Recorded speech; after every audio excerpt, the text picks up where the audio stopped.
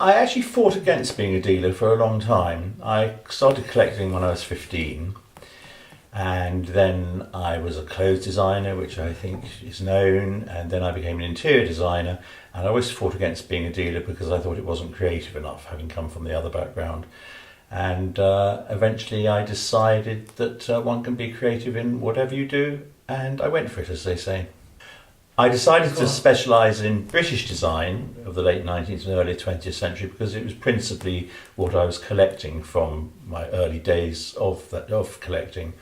And I did actually, early on, I did actually collect Art Nouveau and Art Deco as well. I actually had quite an extensive collection of Lelite glass before I was 21, and I had a birthday present, a 21st birthday present from my parents of 6 pieces of Lelite glass.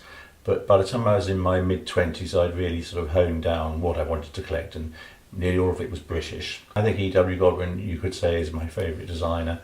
And I think actually because he was much more eclectic than people realise.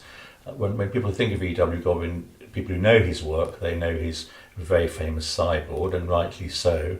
And his Anglo-Japanese furniture is what most people associate him with, and that's what most lauded. But in the 1860s, he was doing very high Gothic revival items and buildings.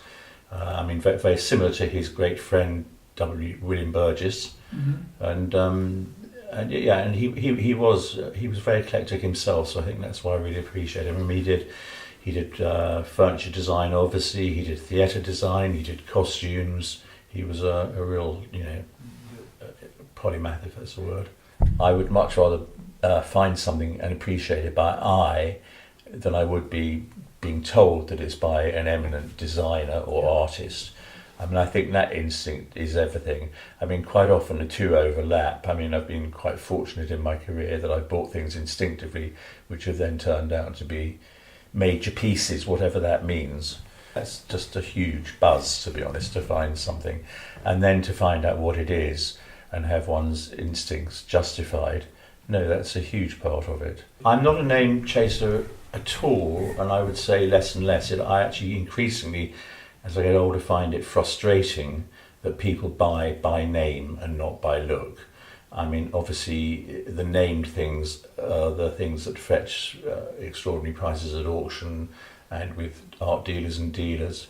And obviously those things are extraordinarily good, the best of them. But because something is by a particular artist or designer, in my view, doesn't make it good in itself. I think you have to look at the object or the painting first. And I also think a serious collector should buy things that they don't yet know what they are, but are very appealing. I mean, I've never done it for that reason, but I've had great success in my collecting career with that, just buying things instinctively, and I admire people who do that. My only rule to myself is that I only buy what I like, and that way, and there's no rhyme or reason to this business. Sometimes I can buy something and I'll sell it 3 hours later. Other times I'll buy something I really, really like and it'll take 3 years to sell. But that doesn't matter because I only buy what I like, so it doesn't cause me visual distress. Yes, it's definitely changed. I mean, I think over a period of time, unless you're not learning, and I hope to learn something every day of my life, although that's a platitude, I really believe that. I look at things in a different way now, and having already said that the 19th century was very eclectic and taking things from different sources, I'm now really quite interested in the source material itself, as in Japanese art. I think to be an antique dealer or art dealer is rather a charmed life, and I wouldn't have swapped it for anything. Why I'm having this sale is because I should be 70 next year, the year of the sale. I'm not really concerned with age. I think you're as young as you feel.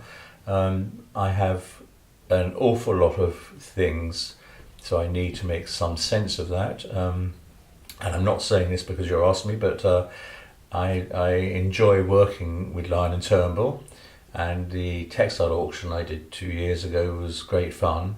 It also imposes some kind of discipline, so it's nice that I actually have to focus and think that would be good in that situation or that's good in that situation.